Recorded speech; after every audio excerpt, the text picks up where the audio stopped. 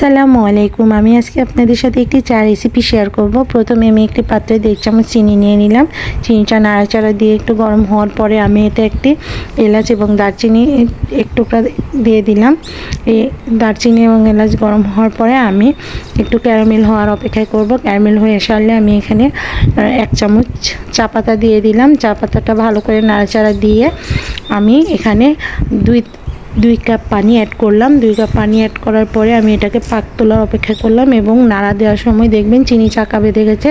সেই চিনিটাকে চাকা ছোটানোর জন্য নাড়াচাড়া দিতে হবে ভালো করে এবং পানিটা পাক ওঠার অপেক্ষা করতে হবে। পানিটা পাক উঠে এবার ভালো করে নাড়া দিব যেন চিনিটা বেশ ভালোভাবে মিশে যায়। চিনিটা মিশে যাওয়ার পরে আমি এতে একটা 10 টাকা প্যাকেটের দুধ অ্যাড করব। আমার দুধটা অ্যাড হওয়ার পরে দেখেন কি সুন্দর একটি কালার চলে এসেছে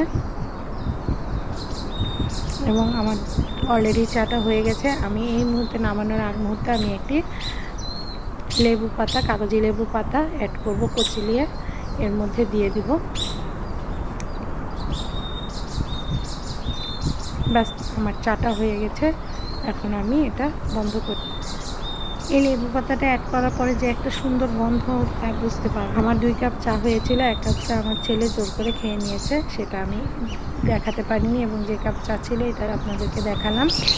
এতে 2 কাপ চা হয়েছে এবং খুবই মজাদার, অনেকটা কফি ফ্লেভারের। এবং এই চা রেসিপিটা যদি ভালো লাগে অবশ্যই একটি লাইক, কমেন্ট এবং শেয়ার দিবেন এবং আমার চ্যানেলটাকে সাবস্ক্রাইব দিবেন। ধন্যবাদ।